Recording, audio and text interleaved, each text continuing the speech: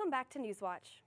A gothic thriller hit theaters last week, known as The Raven. Joining us in studio to give a review on this murder mystery is Newswatch reporter Corey Smith. For all the Edgar Allan Poe fans that wanted to see all of his classic stories come to life in The Raven, this is not the film for you. The Raven is a period film set in 1849, depicting a fictionalized version of Poe's Last Weeks. The plot of the film focuses around Poe, played by John Cusack, and Baltimore police trying to catch a serial murderer who bases killings off Poe's literary tales. The film is largely a cat and mouse game, with police and Poe narrowly missing the killer throughout most of the film, who leaves clues at the murder scenes to where and who he'll kill next. It's a very dark film, with death and murder being a huge theme. Some of the short stories you will see referenced in the film are some of Poe's most famous, such as The Telltale Heart, The Pit and the Pendulum, The Mask of the Red Death, and of course, The Raven is a theme throughout the film. Overall, The Raven, as a whole, is not bad and worth watching, but not great. Thank you, Corey, for being here and reviewing the thriller. It sounds like a really good movie. I think I would like it. I don't know if it's, in my opinion. It's a little scary at times, but not so bad. Not so bad. Something worth watching, I think. We now go back to Mike Ramirez with a look at what you can expect as you leave your home tomorrow morning. Thank you, Hannah and Janae. Tomorrow, the sun will rise at about 5:31 a.m., and you should expect your morning starting off at a cool 37 degrees. Until things warm up throughout the day, enjoy the nice weather and have a great weekend. Back to you at the desk.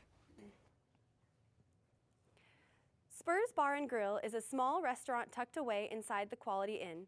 I had the opportunity to visit Spurs to see if they truly had the best steaks in town. Upon arriving, I was greeted by a server and was seated right away. I chose the 10-ounce ribeye served with sautéed mushrooms, fresh herbs, and a brandy cream sauce. When the meal arrived, the steak was served on a hot iron skillet, still sizzling from the grill. The meat was juicy and cooked to perfection with a flavorful seasoning complementing the steak flawlessly.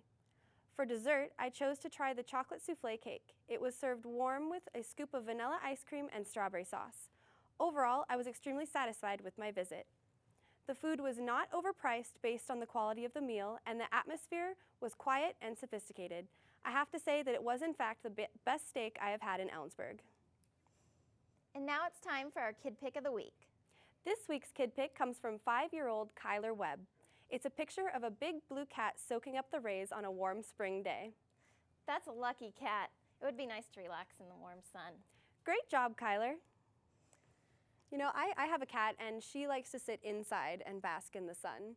Never likes to go outside. I have 3 and they're all indoors and they watch the leaves blow by and 3 they cats. just love it. But if they went outside, I think they'd starve.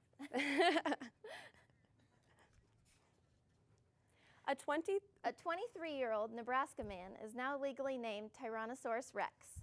Entrepreneur Tyler Gold decided to change his name because he believes it was not catchy enough. Tyrannosaurus Rex appeared in court Monday to request his identity change. The Greek meaning of Tyrannosaurus Rex is Tyrant Lizard King. Can you imagine? I don't think I would change my name, No especially way. to Tyrannosaurus Not Rex. a dinosaur. I wonder what the judge thought when he wanted his name to change. Just rolled his eyes, I'm sure. Probably.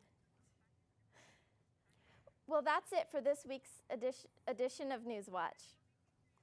You can catch us weekly on channels 2 and 14 at 4, 7, and 11 p.m. If you're watching us on channel 14, it is now produced and ran fully by students of Central Washington University.